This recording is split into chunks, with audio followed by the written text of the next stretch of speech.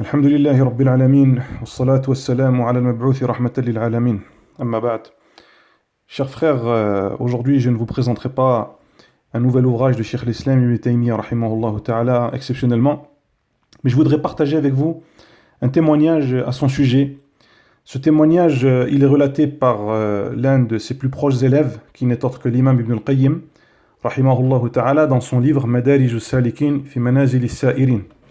Dans le volume ici, dans cette édition, volume 3, page 95.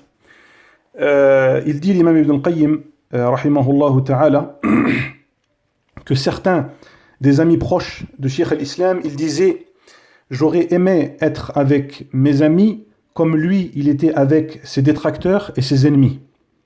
Tellement il avait un bon comportement, il adoptait un bon comportement avec déjà ses frères et ses amis en islam, mais non seulement ses ennemis et ses détracteurs.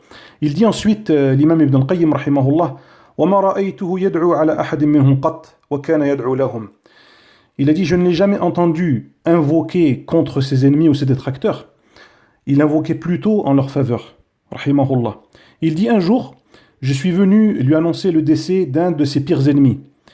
Il s'agit de Ibn Makhlouf al-Qadi al-Maliki, qui lui a causé du tort, qui l'a fait emprisonner, et ainsi de suite. Et lorsque je suis venu lui dire, voilà, Cheikh, réjouis-toi, il est mort, eh bien, il me blâma et il me reprocha cette attitude. Il blâma mon comportement. Et ensuite, il dit, Inna lillahi wa inna ilayhi raji'un. Nous appartenons à Allah et c'est vers lui que nous allons tous retourner. Dans cette version, c'est pas inscrit, mais dans d'autres versions de ce récit, Cheikh al-Islam lui aurait dit, rahimahullah, Tubashiruni bi mawti ahadin min al-muslimin. Tu viens m'annoncer la mort d'un musulman.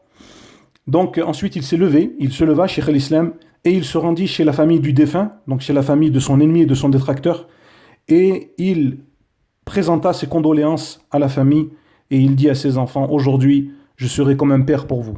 Si vous avez besoin de quoi que ce soit, n'hésitez pas à faire appel à moi, et vous pouvez compter sur moi. Farahimahullah wa radi'an.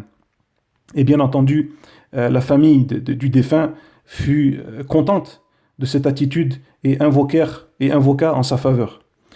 Voilà, chers frères, le comportement de l'islam. Voilà la miséricorde, la religion de miséricorde avec laquelle fut envoyé notre prophète Mohammed sallallahu alayhi wa sallam. Et ça, c'est un exemple parmi tant d'exemples de savants qui avaient bien compris la religion et qui la mettaient en pratique surtout.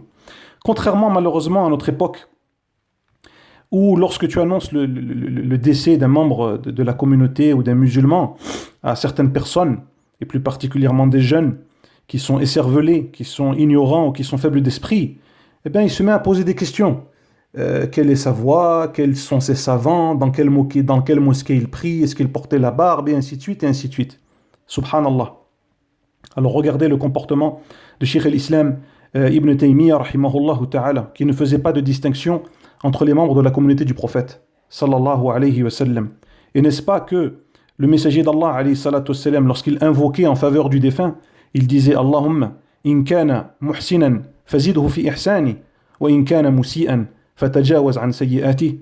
Oh Allah, si ce défunt qui est devant nous aujourd'hui, il était bienfaisant, rajoute-lui en bienfaisance. Et s'il était malfaisant, s'il était mauvais, s'il était pécheur, alors ne tiens pas compte de ses péchés. Voilà ce bref témoignage que je voulais partager avec vous en demandant à Allah subhanahu wa ta'ala qui nous accorde une bonne compréhension de l'islam et qui nous préserve de l'ignorance et des ignorants. Wallahu ta'ala alam wa sallallahu wa sallam ala nabina Muhammad wa ala alihi wa sahbihi.